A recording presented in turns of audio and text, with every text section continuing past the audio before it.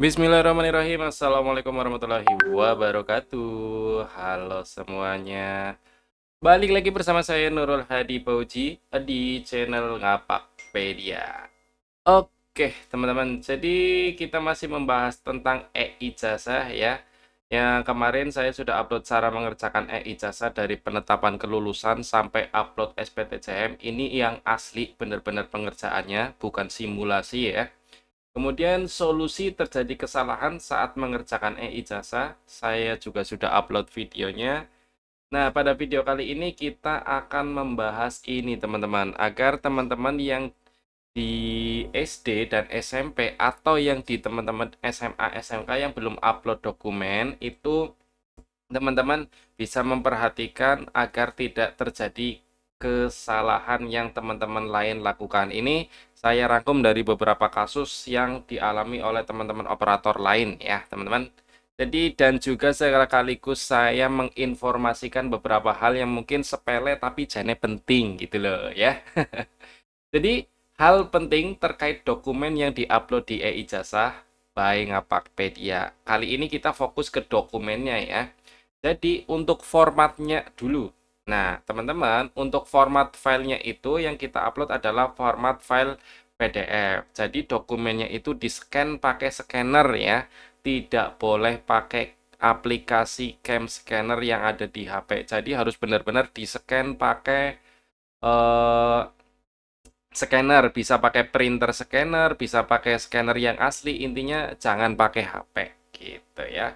Kemudian dokumennya itu ada dua ya yang diupload. Yang pertama ada SK penetapan kelulusan, itu yang pertama kita upload. Dan yang kedua adalah SPTCM. Dan SPTCM ini tentunya bermaterai ya teman-teman ya. Ini penting sekali, jangan sampai tidak bermaterai. Kalian lupa ya kebangetan karena di formatnya sudah ada tulisan materai 10.000 gitu ya. Itu jangan sampai lupa. Nah, kita bahas dulu tentang SK penetapan. Jadi di nomor SK penetapan kelulusan itu ada nomornya ya teman-teman di SK penetapan. Nah, SK penetapan kelulusan ini di-download dari web e-ijazah setelah kita melakukan penetapan kelulusan semua siswa kita ya. Untuk prosedur kelulusannya kalian bisa lihat videonya, video tentang pengerjaan e-ijazah. Kali ini kita membahas fokusnya ke dokumen-dokumennya ya. Jadi untuk yang tidak tahu prosedur download, bikin, terus ngisi ya, kalian lihat dulu video sebelumnya ya.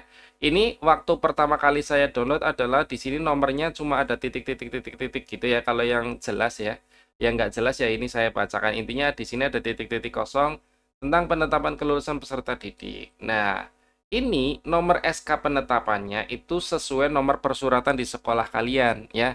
Tidak ada bentuk resmi harus seperti ini seperti itu, tidak. Intinya sesuai nomor surat di sekolah kalian, sudah sampai berapa, nomor berapa, bentuknya seperti apa gitu ya. Jadi tidak ada harus nomor depannya begini, tidak ada teman-teman. Benar-benar sesuai persuratan di sekolah kalian. Oke. Nah, kemudian boleh ditulis tangan. Ini salah satu contoh nomor SK di sekolah saya ya. SK kepala sekolahnya itu SK.1 garis miring 039 karena urutan ke-39 gitu ya.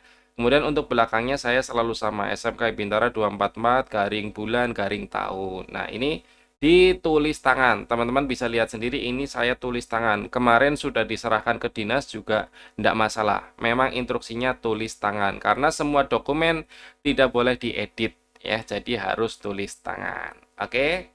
Itu untuk nomor SK penetapan kelulusannya. Lanjut kita ke cara cetak SK penetapannya. Beberapa hal yang perlu teman-teman perhatikan saat mencetak SK penetapan, tentunya pastikan tercetak dengan jelas.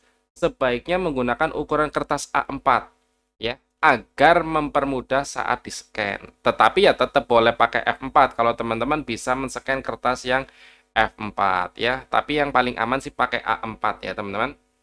Kemudian bagian paraf di lampiran harus terbawa tercetak di bagian bawah. Nanti saya tunjukkan ya. Kemudian parafnya juga di stempel. Ini gambarnya ya. Jadi ini bagian halaman 2 dari 3 pastikan terbawa tercetak. Kemudian bagian paraf ini kotak ya. Ini sebelumnya kotak kosong ya, belum ada parafnya. Kemudian ini parafnya distempel, jadi di paraf kepala sekolah lalu distempel, gitu ya. Ini jangan sampai lupa. Kalau waktu pertama download sih cuma ada halaman 2 dari 3, kemudian ada kotak kosong, ada tulisan paraf kepala, gitu aja ya. Ini di bawah di bagian lampiran, ya, di bawah di bagian lampiran. Kita lanjut ke lampiran SK penetapan itu ikut di-scan dan di-upload juga. Jadi lampirannya ikut di-scan, nomor lampirannya diisi. Mana sih nomor lampirannya? Nah, ini nih di pojok atas ya. Jadi ini tampilannya teman-teman, ini yang tadi kita tunjukkan bagian paraf ada di bawah. Nah, di atas ada nomor lampiran. Jangan sampai lupa tidak diisi ya. Ini kecil soalnya plotnya, jadi sering kelewat. Nah, ya, ini harus diisi sesuai dengan nomor SK penetapan kelulusan kalian. Harus sama ya. Ini contohnya yang punya saya kan SK1-039 gitu ya. Jadi ini harus diisi, jangan sampai lupa ya. Ini lembarnya tergantung jumlah siswa kalian ya. Kalau siswanya banyak ya lembarnya akan banyak gitu teman-teman. Kemudian untuk ukuran file di sini direkomendasikan size ya. Ini maksudnya size ya, di bawah 5 MB atau kalau belakangnya KB berarti 5000 KB. Ini kalian bisa lihat di filenya punya saya itu 2 MB dan 1,5 MB atau 2139 KB dan 1529 KB. Ini semuanya saya terupload aman ya. Direkomendasikan di bawah 5 MB pokoknya teman-teman ya. Kalau yang masih di atas ini ya boleh diupload, tapi mungkin agak berat gitu ya. Jadi kalau bisa dikompres, tapi tetap masih terbaca jelas. Intinya seperti itu ya teman-teman. Kemudian untuk SPTJM atau dokumen terakhir yang kita upload, itu tentu yang pertama pastikan ya SPTJM-nya tercetak sampai bagian footernya. Nggak tahu ini benar atau nggak nulis footernya ya. Intinya ini diunduh dari sistem pada 5 Mei 2025 oleh Nurul Hadi Pauji. Ya, ini harus tercetak nih, jangan sampai tidak, karena ini ada juga halaman 1 dari 3. Nah, ini bagian bawah kertas di SPTJM ya. Karena ada beberapa kejadian ternyata ininya tidak tercetak. Jadi kan dokumennya tidak sempurna ya SPTJM-nya ya. Kemudian di SPTJM itu diberi materai dan distempel. Nah, ini untuk posisi stempel saya tegaskan ya, teman-teman. Posisi stempel silakan cari tahu posisi stempel itu yang benar seperti apa. Apakah harus di sebelah kanan, sebelah kiri, boleh ke bawah, boleh ke atas, boleh di tengah-tengah. Silakan cari tahu sendiri. Ini saya benar-benar waktu nyetempel nggak mikir sama sekali. Yang penting target saya stempelnya itu kena tanda tangan dan kena materai. Nah, ini mungkin ya, mungkin kesalahan. Jadi saya mohon maaf, tapi ya adanya ini untuk contoh ya. Jadi sekali lagi, untuk menstempel materai dan tanda tangan, silakan teman-teman cari tahu di bagian mana yang paling tepat gitu ya. Ini di bagian bawah SPTJM-nya seperti ini teman-teman. Kemudian untuk nomor SPTJM ya, jadi pastikan nomor SPTJM di kertas dan hasil upload itu sama. Jika terjadi perbedaan, silakan batalkan SPTJM dan download ulang SPTJM. Nah, ini saya tunjukkan ya. Nomor SPTJM 3B6870. Nah, sama nggak dengan di kertasnya 3B687090. Nah, artinya sama, udah aman. Kalau di sini dengan di sini hasilnya beda, silakan kalian batalkan SPTJM, lalu unduh ulang. Setelah unduh ulang, kalian silakan baru upload ulang, gitu ya. Jadi pastikan setelah diupload kalian cek sama atau tidak. Nah, ini saya sudah upload, statusnya sudah sama. Sekarang pengajuan SPTJM-nya dalam proses antrian persetujuan dinas. Gitu, berarti saya sudah aman nih teman-teman ya. Dan yang paling penting adalah cara cek ajuan SPTJM-nya disetujui atau ditolak. Itu teman-teman silakan buka menu SPTJM yang tadi ya, ini ya. Ini tampilan SPTJM-nya yang tadi saya tunjukkan. Kemudian teman-teman bisa buka menu log data di pojok kanan atas. Setelah diklik nanti akan tampil seperti ini.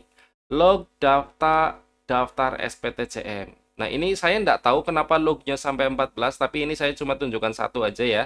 Ini nggak tahu lognya 14, tapi ke bawahnya sama semua ya. Nggak tahu ini masalah servernya atau apa, karena sebenarnya saya nguploadnya cuma sekali, tapi lognya kok sampai 14. Dan di sini keterangan waktunya sama semua, seperti terulang gitu teman-teman ya. Nah, untuk melihat persetujuannya ada di sini teman-teman. Nah, di bagian ini ya.